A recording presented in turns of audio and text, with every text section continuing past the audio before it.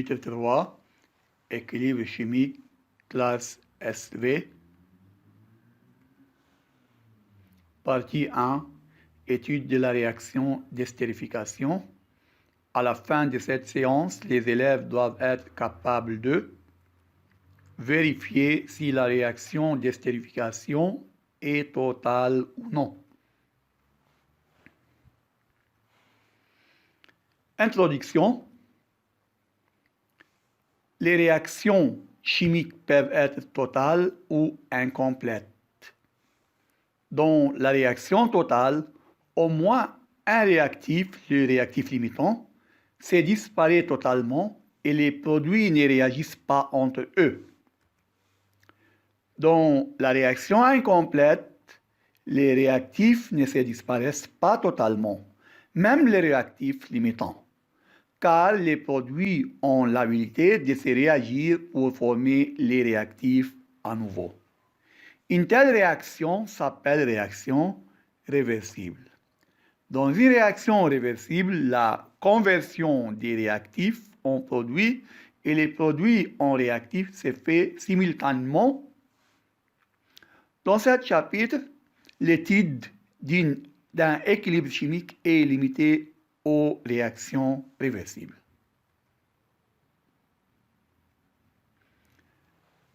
Premièrement, étude de la réaction d'estérification. Est-ce que la réaction d'estérification est totale ou non? On va voir. Tout d'abord, définition, c'est quoi la réaction d'estérification? L'estérification est la réaction de synthèse d'un ester à partir d'un acide carboxylique et d'un alcool. Selon l'équation générale suivante, acide carboxylique plus alcool donne ester plus eau. RCOH, c'est la formule générale de l'acide carboxylique. R'OH, c'est la formule générale de l'alcool. Donne RCO, R', la formule générale d'un ester, et H2O. On va voir la réaction, brièvement, la réaction d'estérification dans la partie organique. Maintenant, procédure de la préparation de l'ester. Mélangez un volume V1 d'acide éthanoïque pur, CH3COH, de masse volumique ρ1 égale 1,08 g par millilitre, avec un volume V2 d'éthanol pur aussi, C2H5OH, de masse volumique ρ2 égale 0,79 g par millilitre, pour obtenir un mélange initial équimolaire. Mélange équimolaire. Ça veut dire quoi, mélange équimolaire? C'est-à-dire le nombre de moles initial de l'acide égale au nombre de moles initial d'alcool. Alors, mélange initial équimolaire des réactifs où le nombre de moles initial de chaque réactif est 1,0 égale 1 mol. Alors, 1,0 de l'acide égale 1 mol et 1,0 de l'alcool aussi égale 1 mol. Deuxième étape, chauffer le mélange à 100 degrés.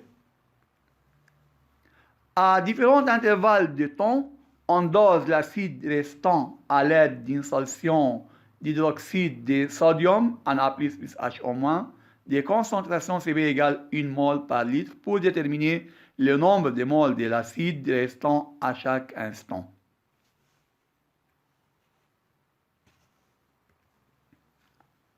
Interprétation. L'équation de la réaction. Dans ce chapitre, l'équation de l'estérification est donnée. On va voir comment on peut écrire l'équation d'estérification dans la partie organique.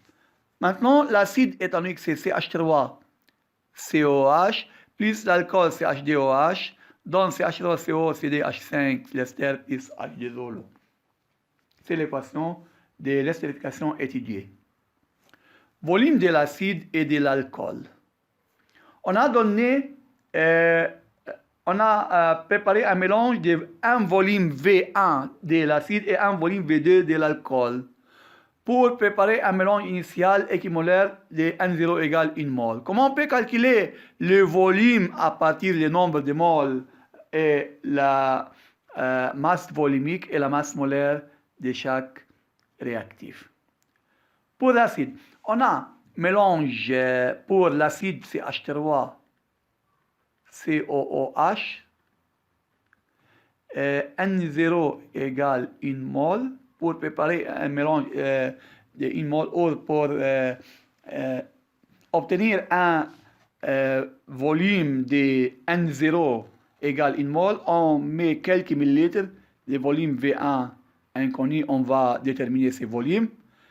La masse volumique de l'acide, c'est 1,08 g par millilitre. La masse molaire de l'acide, M1, c'est 60 g par mol. Aussi,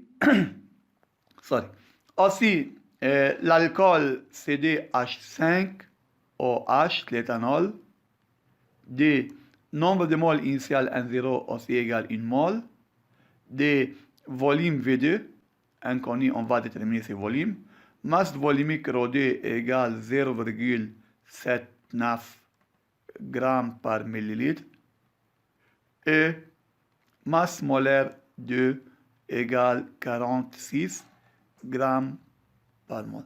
À partir de ces données, on va déterminer V1 et V2. Comment? Tout d'abord, pour l'acide, le nombre de moles initial, c'est la masse sur masse molaire.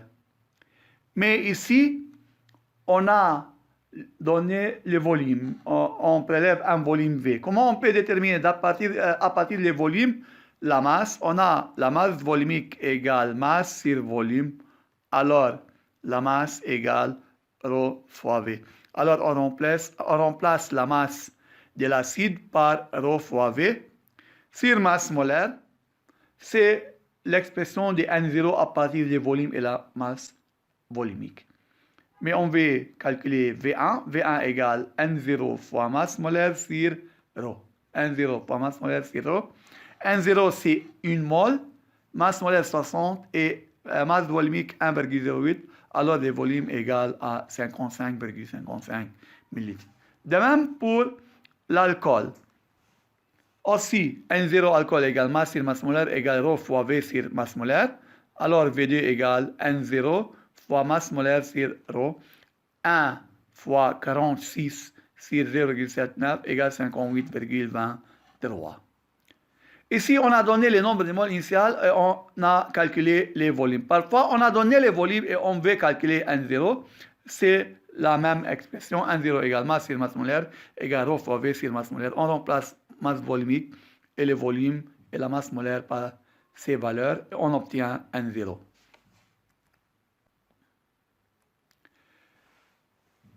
Détermination du nombre de moles de l'acide restant à chaque instant. On dose l'acide restant à chaque instant à l'aide d'une solution d'hydroxyde de sodium Na++ HO- de concentration Cb égale 1 mol par litre. CH3COH, on veut calculer ou déterminer le nombre de moles restants à chaque instant. On dose l'acide restant par la solution d'hydroxyde de sodium de concentration Cb égale 1 mol par litre. Le volume de la base versé à l'équivalence VBE, c'est V millilitres. L'équation bilan de la réaction du dosage, c'est CH3COH plus HO- donne CH3CO- plus H2O.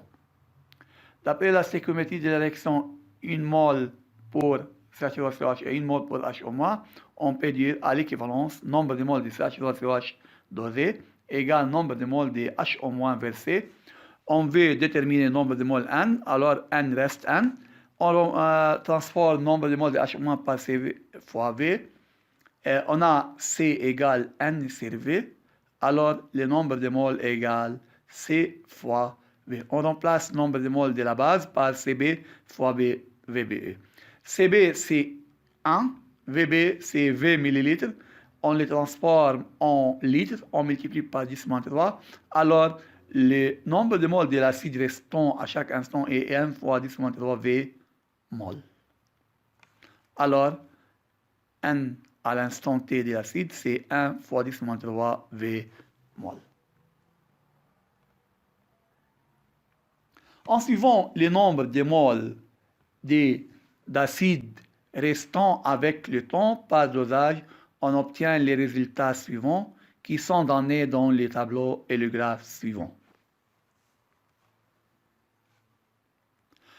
T en R est nombre de moles d'acide en mol. À T égale 0, le nombre de moles initial de l'acide, c'est 1 mol.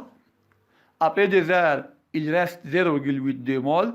Après 4 heures, il reste 0,74 mol. Et ainsi de suite, jusqu'à l'instant 150 heures, il reste 0,33 mol d'acide. Après 50 heures, c'est-à-dire à l'instant T égale 200 heures, il reste aussi 0,33 mol. Ça veut dire quoi? Ça veut dire que la réaction, si la réaction est totale, alors la réaction est terminée. Car le nombre de moles de l'acide ne se diminue pas ou ne se diminue plus après l'instant T égale 150 heures. Apparemment, la réaction a terminé. Mais est-ce que vraiment la réaction a terminé? On va voir. Alors, la courbe suivante montre la variation du nombre de moles de l'ester restant en fonction du temps. Le nombre de moles de l'acide était maximal à T égale 0, 1 mol. Il diminue rapidement tout d'abord, puis il diminue lentement jusqu'à la courbe devient une ligne horizontale, ça veut dire que la réaction a terminé à l'instant T égale 150 heures, apparemment a terminé. La vitesse de réaction est rapide au début car elle dépend de la concentration du réactif. La concentration du réactif est maximale au début, puis elle diminue rapidement. Alors la vitesse est maximale au début. La concentration diminue, alors la vitesse diminue jusqu'à s'annuler à la fin de la réaction.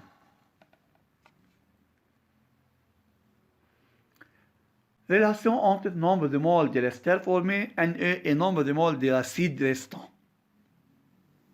D'après la stéchiométrie de la réaction d'estérification, c'est quoi la réaction d'estérification? On écrit l'équation nominale, acide plus alcool donne ester plus eau. 1 mol pour l'acide et 1 mol pour l'alcool donne 1 mol ester et 1 mol eau. Alors la stéchiométrie c'est 1, 1, 1, 1. D'après la stéchiométrie de cette réaction, à chaque instant, nombre de moles de l'ester formé à l'instant T égale nombre de moles de l'acide réagi, acide CHA, réagi. Le nombre de moles de l'acide réagi, c'est le nombre de moles initial moins nombre de moles restants. Nombre de moles initial, c'est 1, moins nombre de moles restants. Alors, c'est la réaction qui peut déterminer le nombre de moles de l'ester à chaque instant, c'est 1 moins nombre de moles de HA. D'après cette relation, on peut compléter les tableaux suivants en calculant le nombre de moles de l'ester en moles à chaque instant. La réaction, c'est 1 moins nombre de moles de HA. C'est le nombre de moles de l'ester. Alors, à T égale 0, nombre de moles d'ester formé est 0. À 2 heures, 1 moins 0,82 égale 0,18. 1 moins 0,74 à T égale 4, 0,26 mol. 0,38 mol. 0,49 mol. 0,58 mol. 0,5 ou 6,1 mol, 0,62 mol, 0,64 mol, 0,67 mol et enfin 0,67 mol. Alors le nombre de moles maximal de l'ester formé expérimentalement est 0,67 mol à la fin de la réaction, si la réaction est totale. Maintenant, composition finale du mélange. D'après le tableau 1, nombre de moles de l'acide restant à T égale 150 R égale 0,33 moles. Puis il reste constant après cet instant. Il ne diminue plus. Alors il semble que la réaction se termine à T égale 150 R. Parce que le nombre de moles du réactif devient constant après l'instant T égale 150 R. À cet instant, nombre de moles de l'acide réagi, c'est N0 moins N à l'instant T, moins 1 restant. C'est 1 moins 0,33 égale 0,67 moles, comme on a vu lorsqu'on a complété les tableaux par le nombre de moles d'ester. On a vu qu'à T égale 150 heures et après, le nombre de moles de l'ester restant égale 0,67. C'est quoi? C'est le nombre de moles initial de l'acide moins le nombre de moles restant. Alors, d'après la stéquiométrie, le nombre de moles de l'ester à la fin de la réaction, si la réaction est totale, égale le nombre de moles de l'acide réagi égale 0,67 moles. On peut compléter les tableaux suivants. Alors, les tableaux suivants montrent l'état initial et l'état final du mélange. Acide carboxylique plus alcool donne ester plus eau. La composition à l'état initial à T égale 0, c'est 1 mol pour l'acide, 1 mol pour l'alcool, 0 pour l'ester et 0 pour l'eau. État final, c'est 0,33 mol pour l'acide, 0,33 mol pour l'alcool, 0,67 mol pour l'acide, l'ester et 0,67 mol pour l'eau. On peut déterminer la composition d'après l'équation acide plus alcool donne ester plus eau. À T égale 0, nombre de moles de l'acide c'est 1 mol, nombre de moles de l'alcool initial c'est 1 mol, 0, 0 pour l'eau et l'ester. Variation à la fin, considérons le nombre de moles de l'acide réagi c'est X, de même pour l'alcool X, l'ester augmente une quantité X et de même pour l'eau. À la fin, si la réaction est totale, il reste 1 moins X, 1 moins X, X, X. 1 moins X, c'est le nombre de moles de l'acide restant à la fin qui est 0,33 moles. Alors 1 moins X égale 0,33. Alors 1 moins X aussi égale 0,33 moles pour l'alcool. Pour l'acide, 1 moins X égale 0,33. Alors pour l'ester. Alors X égale 1 moins 0,33 égale 0,67 moles. 0,67 moles. C'est la composition finale du mélange. Après l'instant T égale 150 R, cette composition reste constante, ne varie pas.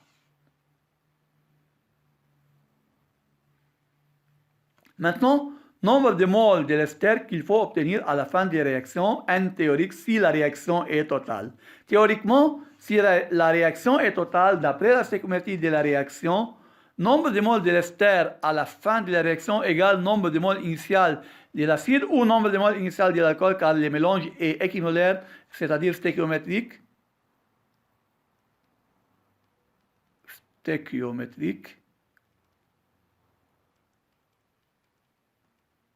Car rapport de l'acide égale rapport de l'alcool. Alors, nombre de moles de l'ester à la fin égale 1 mol si la réaction est totale. Maintenant, à quoi égale le rendement de la réaction?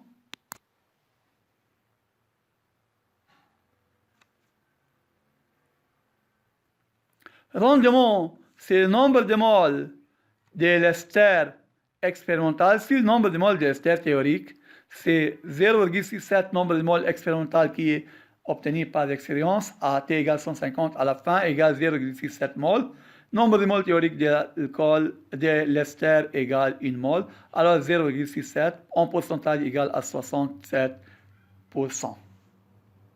Conclusion. Dans cette réaction, le réactif les deux réactifs ne se disparaissent pas totalement. Alors, on peut conclure que la réaction d'estérification n'est pas totale. Car dans le cas de la réaction totale, le réactif limitant se disparaît. Mais ici, les deux réactifs sont limitants car le mélange est stéchiométrique. Si la réaction est totale, alors le nombre de moles de l'acide et le nombre de moles de l'alcool doivent être égaux à 0 à la fin. Mais à la fin de cette réaction, le nombre de moles restants de chaque réactif égale 0,33, plus grand que 0. Alors, le réactif limitant ne se disparaît pas totalement. Alors, cette réaction n'est pas totale. C'est la fin de la partie 1, réaction d'estérification.